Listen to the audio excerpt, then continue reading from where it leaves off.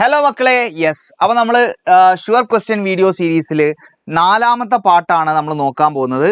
അപ്പോൾ ഈ ഒരു പാർട്ടിൽ നമ്മൾ ഡിസ്കസ് ചെയ്യുക നമ്മുടെ പ്ലസ് ടുവിൻ്റെ അവസാനത്തെ 4 ചാപ്റ്റേഴ്സ് ആയിട്ടുള്ള അല്ലെ. 8ാമത്തെ ചാപ്റ്റർ ഡാറ്റാബേസ് മാനേജ്മെന്റ് സിസ്റ്റം, 9ാമത്തെ ചാപ്റ്റർ SQL ആൻഡ് 10ാമത്തെ ചാപ്റ്റർ ഏതാണ് ERP എന്ന് പറയുന്ന ചാപ്റ്റർ, ആൻഡ് അവസാനത്തെ ചാപ്റ്റർ ആയിട്ടുള്ള trends and issues in ICT, അതായത് 11th ചാപ്റ്റർ. ഇത്രയും ചാപ്റ്റേഴ്സ് 4 ചാപ്റ്റേഴ്സിന്റെ ഇമ്പോർട്ടൻ്റ് ആയിട്ടുള്ള ക്വസ്റ്റ്യൻസ് ആണ് ഈ പാർട്ട് 4 വീഡിയോയിൽ നമ്മൾ എന്ത് ചെയ്യാൻ പോകുന്നത്, ഡിസ്കസ് ചെയ്യാൻ പോകുന്നത്. നിങ്ങൾ ആദ്യത്തെ 2-3 പാർട്സ് കണ്ടിട്ടില്ലെങ്കിൽ അതിന്റെ വീഡിയോ നമ്മളെ ചാനലിൽ ഓൾറെഡി അപ്ലോഡ് ചെയ്തിട്ടുണ്ടായിരുന്നു.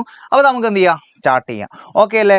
ഏറ്റവും ഇമ്പോർട്ടൻ്റ് ആയിട്ടുള്ള 8ാമത്തെ ചാപ്റ്ററിലെ ഏറ്റവും ഇമ്പോർട്ടൻ്റ് ആയിട്ടുള്ള ഒരു ക്വസ്റ്റ്യൻ ആണ് DBMS എന്താണ്, അതുപോലെ തന്നെ ഈ DBMSന്റെ അഡ്വാൻറ്റേജുകൾ എന്താണ്. എന്താ DBMS എന്ന് പറഞ്ഞാൽ? DBMSന്റെ ഫുൾ ഫോം ആദ്യം പഠിച്ചു വെച്ചോ. എന്താണ്?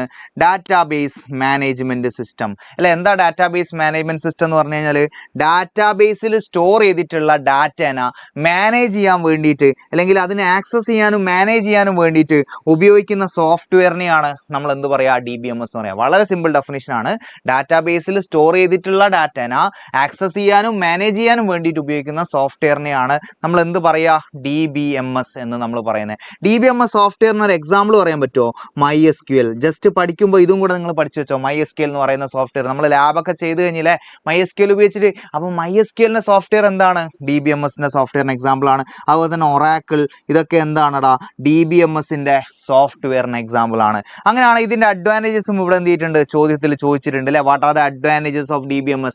എന്തൊക്കെ അഡ്വാൻറ്റേജുകൾ ഉണ്ട് DBMSന്? First one, controlling data redundancy. Redundancy of data എന്ന് പറഞ്ഞാൽ എന്താ? Duplication of data. അത് എന്ന് പറഞ്ഞാൽ സെയിം ഡാറ്റേന്റെ തന്നെ മൾട്ടിപ്പിൾ കോപ്പീസ് വരുന്നതിനാണ് ഡ്യൂപ്ലിക്കേഷൻ ഓഫ് ഡാറ്റ അല്ലെങ്കിൽ ഡാറ്റ റിഡൻഡൻസി എന്ന് പറയാം. DBMSൽ അങ്ങനെ ഉണ്ടാവില്ല. DBMSൽ ഡാറ്റ റിഡൻഡൻസിനെ എന്ത് ചെയ്തിട്ടുണ്ട്, കൺട്രോൾ ചെയ്തിട്ടുണ്ട്.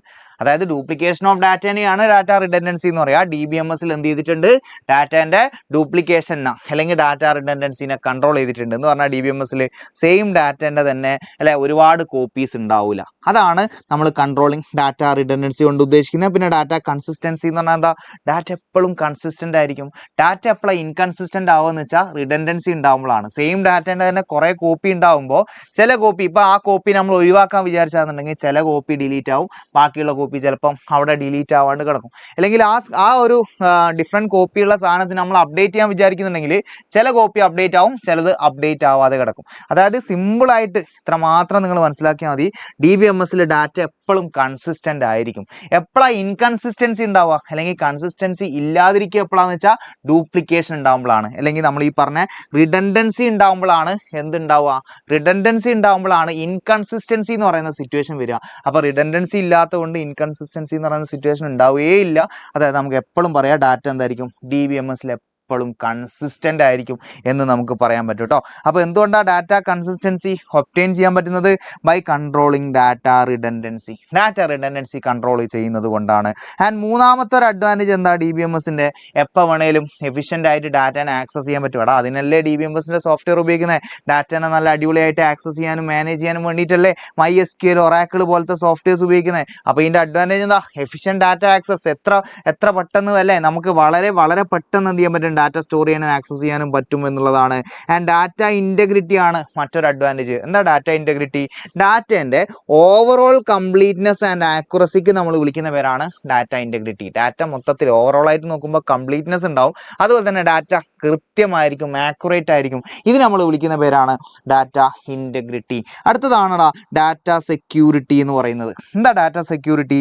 Protection of data from unauthorised ആക്സസിനെയാണ് നമ്മൾ എന്ത് പറയാ, സെക്യൂരിറ്റി എന്ന് പറയാം. നമ്മളെ ഡാറ്റ എന്ത് ചെയ്യാൻ പാടില്ല, അൺഓതറൈസ്ഡ് ആയിട്ടുള്ള ആളുകൾ ആക്സസ് ചെയ്യാൻ പാടില്ല. ഇതിനാണ് ഡാറ്റ സെക്യൂരിറ്റി എന്ന് പറയാം. അതിൻ്റെ അടുത്തതാണ് ക്രാഷ് റിക്കവറി. എന്താ crash recovery? Mechanism to recover from failures. എന്തെങ്കിലും ഫെയിലിയേഴ്സ് ഉണ്ടായിക്കഴിഞ്ഞാൽ അതിൽ നിന്ന് റിക്കവർ ചെയ്യാൻ പറ്റണം. അപ്പോൾ അങ്ങനെയുള്ള സെറ്റപ്പ് എവിടെ ഉണ്ട്? DBMSൽ ഉണ്ട്. സോ ഇതൊക്കെയാണ് DBMSന്റെ അഡ്വാൻറ്റേജസ്. ഓക്കെ അല്ലേ? യെസ്. അപ്പോൾ അടുത്ത ക്വസ്റ്റ്യനിലേക്ക് പോവാം. Define the term data independence, explain the different levels of data independence. എന്താ ഇൻഡിപെൻഡൻസ് എന്ന് പറഞ്ഞാൽ? ഡാറ്റ ഇൻഡിപെൻഡൻസ് പറഞ്ഞാൽ നമ്മൾ 3 ലെവൽ ഓഫ് സ്കീമ പഠിച്ചിട്ടുണ്ടായിരുന്നു അല്ലേ. എന്തൊക്കെയായിരുന്നു അത്? യെസ്, എക്സ്റ്റേണൽ ലെവൽ അല്ലെങ്കിൽ വ്യൂ ലെവൽ ഉണ്ട്, എക്സ്റ്റേണൽ ലെവൽ അല്ലെങ്കിൽ വ്യൂ ലെവൽ ഉണ്ട്, പിന്നെ ലോജിക്കൽ ലെവൽ, പിന്നെ ഫിസിക്കൽ ലെവൽ. ഇങ്ങനെ 3 ലെവൽസ് ഓഫ് സ്കീമ നമ്മൾ പഠിച്ചിട്ടുണ്ടായിരുന്നു അല്ലെ. ഫിസിക്കൽ ലെവലിൽ എന്താ പറയുന്നത്? How data is stored, data എങ്ങനെയാണ് സ്റ്റോർ ചെയ്തിട്ടുള്ളത്.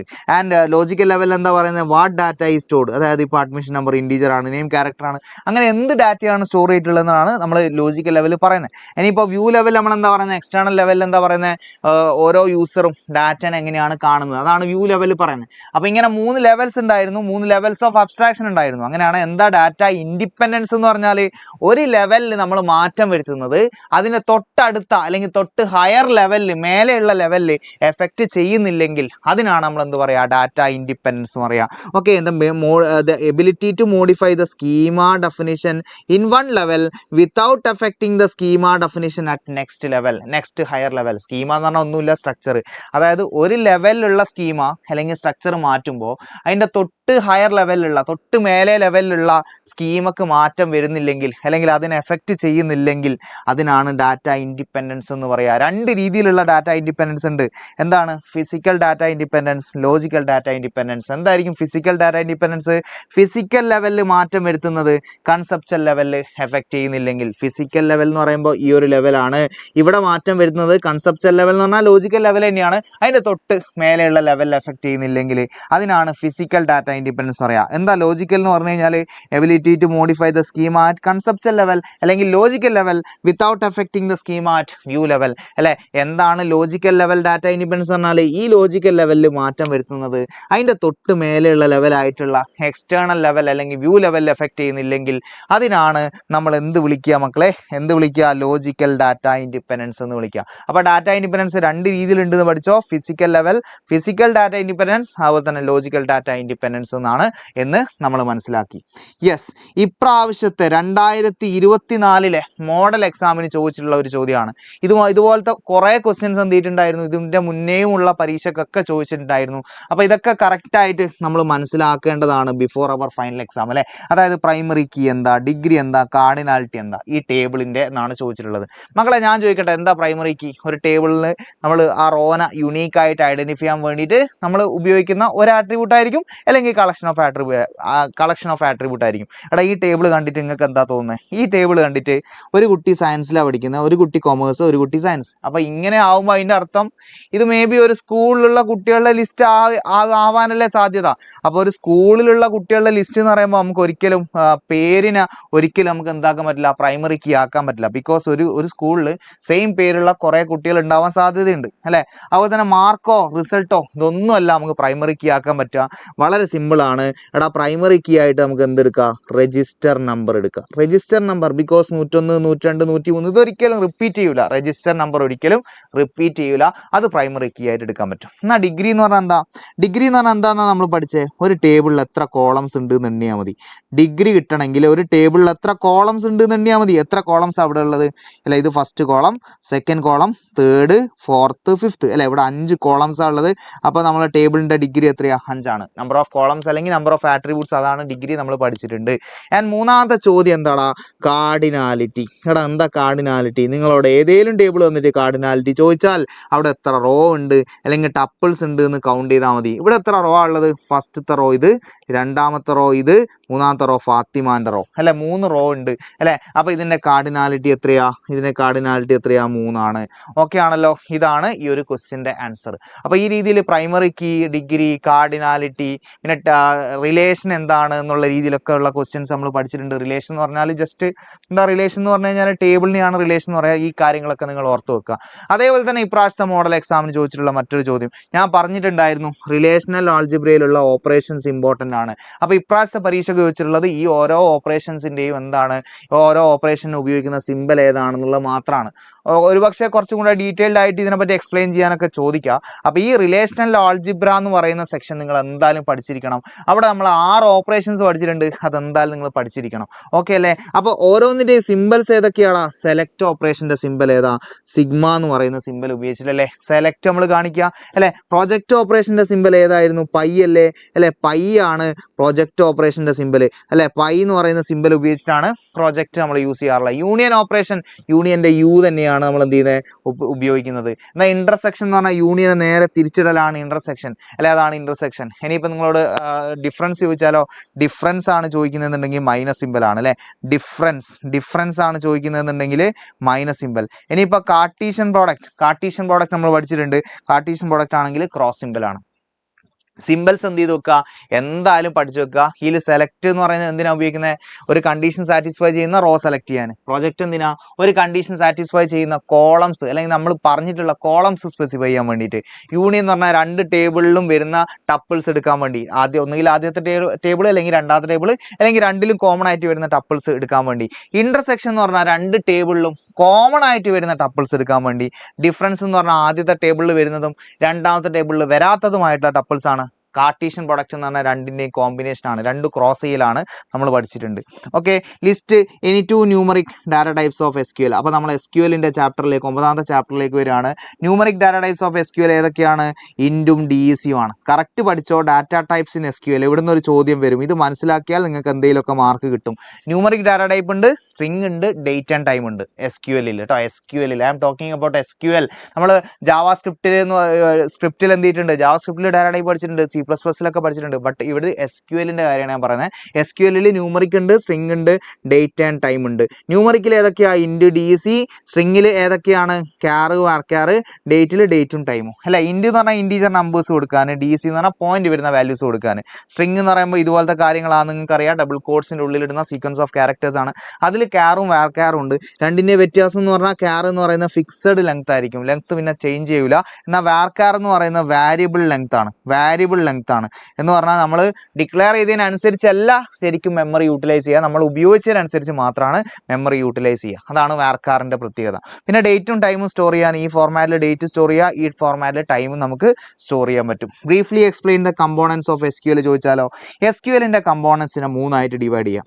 ക്രിയേറ്റ് ഉണ്ട്, ആൾട്ടർ ഉണ്ട്, ഡ്രോപ്പ് ഉണ്ട്. ഇവിടുന്നൊക്കെ ചിലപ്പോൾ ഒരു വൺ വേർഡ് ചോദിക്കുക, ഇതിലേതാണ് DDL കമാൻഡ് ഓഫ് SQL എന്ന് ചോദിക്കുക. അല്ലെങ്കിൽ ഇത് കുറച്ച് കമാൻഡ്സ് വന്നിട്ട് ഇതിലേതാണ് DML കമാൻഡ് എന്ന് ചോദിക്കുക. അപ്പോൾ കറക്റ്റ് പഠിച്ചു വെച്ചോ, DMLിൽ സെലക്ട്, ഇൻസേർട്ട്, അപ്ഡേറ്റ്, ഡിലീറ്റ് ആണ്.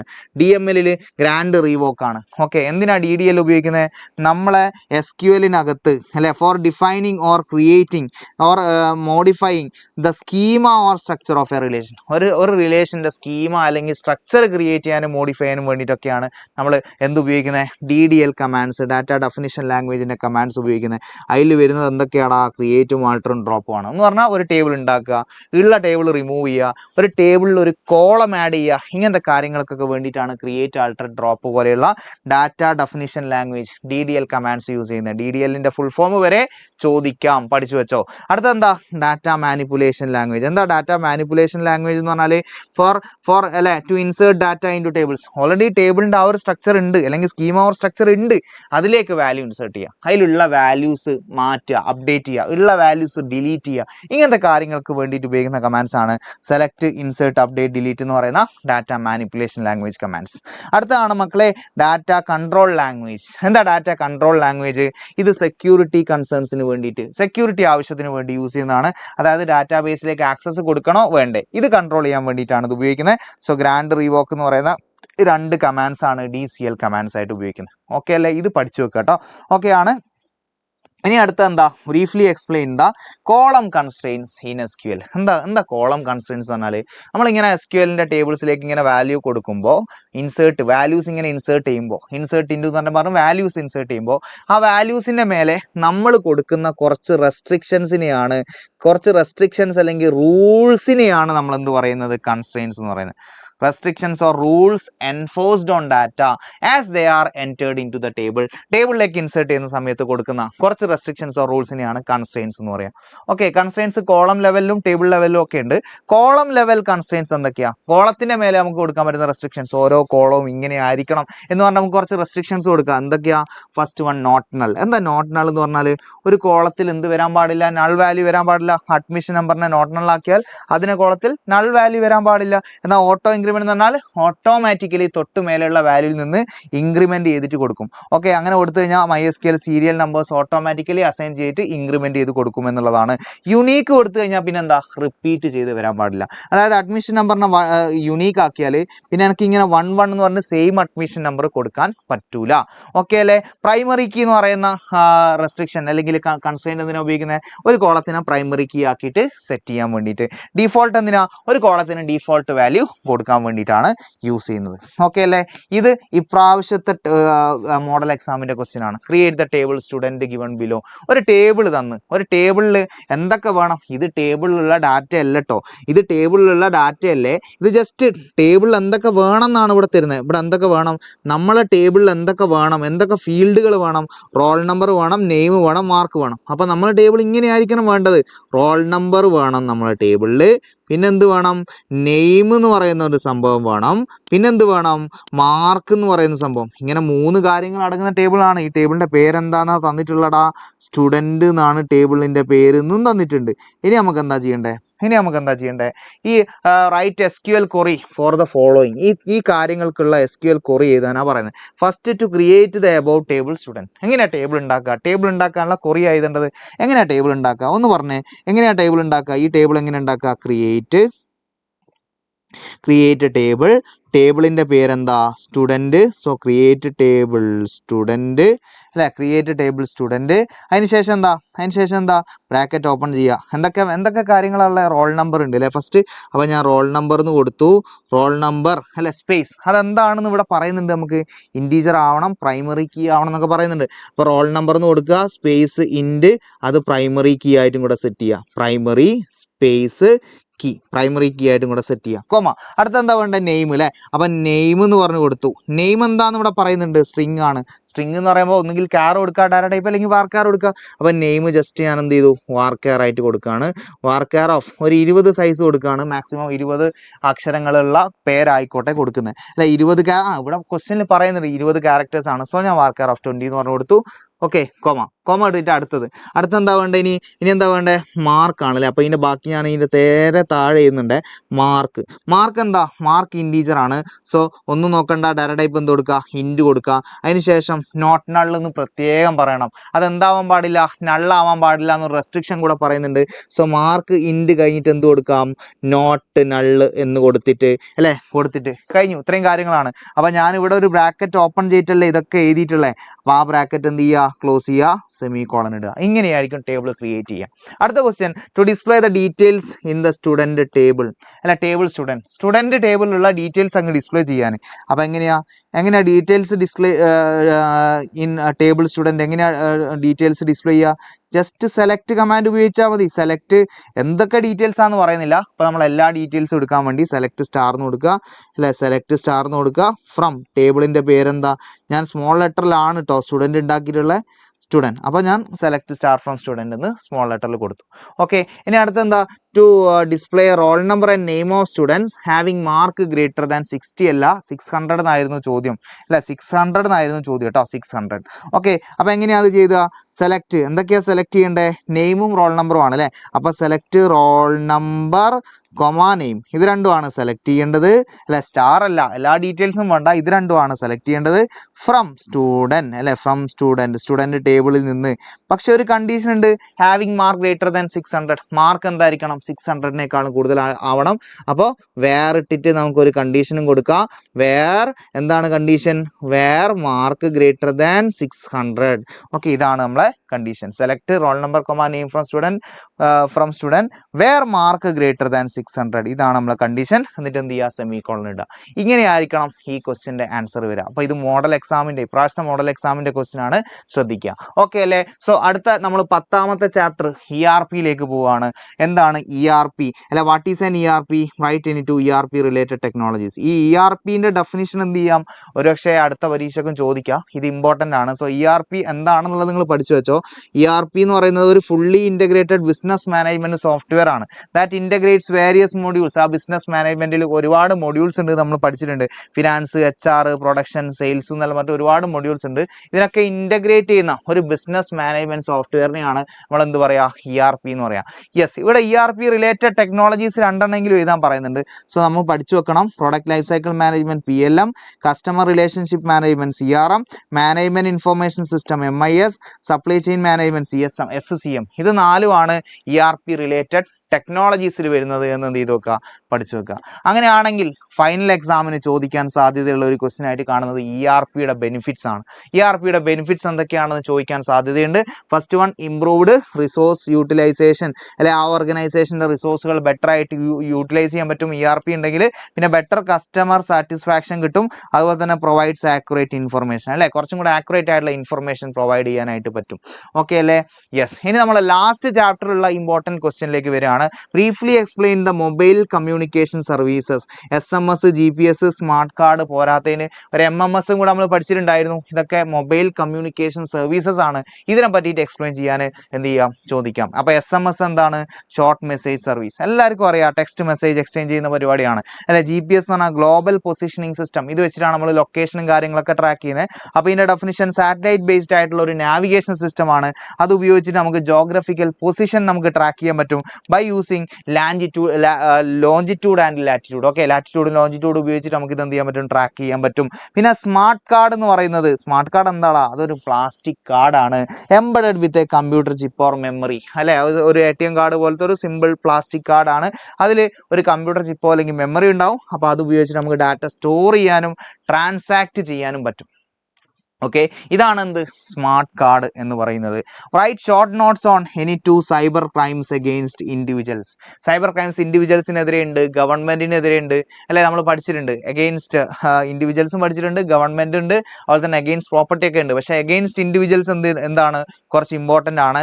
ഫസ്റ്റ് വൺ ഐഡന്റിറ്റി തെഫ്റ്റ് ആണ്, അല്ലെ. മറ്റുള്ളവരുടെ ഐഡന്റിറ്റി വെച്ചിട്ട് പേഴ്സണൽ ഇൻഫർമേഷൻ ഉപയോഗിക്കുക. അതായത് credit card details, bank details ഒക്കെ ഉപയോഗിച്ചിട്ട് ക്രൈം നടത്തുക. ഇതിനാണ് ഐഡന്റിറ്റി തെഫ്റ്റ് എന്ന് പറയാം. ഹറാസ്മെന്റ് എന്ന് പറഞ്ഞു കഴിഞ്ഞാൽ എന്താ, അല്ലെ, ഹ്യൂമിലിയേറ്റിംഗ് കമന്റ്സ് എന്ത് ചെയ്യുക, പോസ്റ്റ് ചെയ്യലാണ്. ലൈക്ക് ഇപ്പോൾ സോഷ്യൽ മീഡിയയിൽ അല്ലെങ്കിൽ ചാറ്റ് റൂംസിലൊക്കെ ഹ്യൂമിലിയേറ്റിംഗ് ആയിട്ടുള്ള കണ്ടന്റ്സ് എന്ത് ചെയ്യുക, പോസ്റ്റ് ചെയ്യുക. അതായത് ജെൻഡറിനെയോ റേസിനെയോ റിലീജിയനെയോ എന്തിനേലും ബേസ് ചെയ്തിട്ട് ഇതുപോലത്തെ കമന്റ്സ്, വേണ്ടാത്ത കമന്റ്സ് പോസ്റ്റ് ചെയ്യുന്നതാണ് ഹറാസ്മെന്റ് എന്ന് പറയുന്നത്. പിന്നെ ഇംപേഴ്സണേഷൻ ആൻഡ് ചീറ്റിംഗ് വരുന്നുണ്ട്. അതായത് ഫേക്ക് അക്കൗണ്ട്സ് ഒക്കെ ഉപയോഗിച്ചിട്ട് മറ്റുള്ളവർ എന്ത് ചെയ്യുക, ചീറ്റ് ചെയ്യുന്ന പരിപാടി. വയലേഷൻ ഓഫ് പ്രൈവസിയിൽ എന്താ വരുന്നത്, വയലേഷൻ ഓഫ് പ്രൈവസിയിൽ വരുന്നത് മറ്റുള്ളവരുടെ എന്താ പറയുക, പ്രൈവസിയിൽ കയറിയിട്ട് എന്ത് ചെയ്യുക, കാര്യങ്ങൾ ചെയ്യുക. അപ്പോൾ ഫോർ എക്സാമ്പിൾ അവരറിയാതെ അവരുടെ വീഡിയോസ് ഒക്കെ റെക്കോർഡ് ചെയ്യുക. ലൈക്ക് എന്താ പറയുക, ഇപ്പം വർക്ക് ചെയ്യുന്ന അറ്റ്മോസ്ഫിയറിൽ അവിടെ ഉള്ള കാര്യങ്ങളൊക്കെ റെക്കോർഡ് ചെയ്തിട്ട് മാനേജർക്ക് അയച്ചു കൊടുക്കുക, അല്ലേ.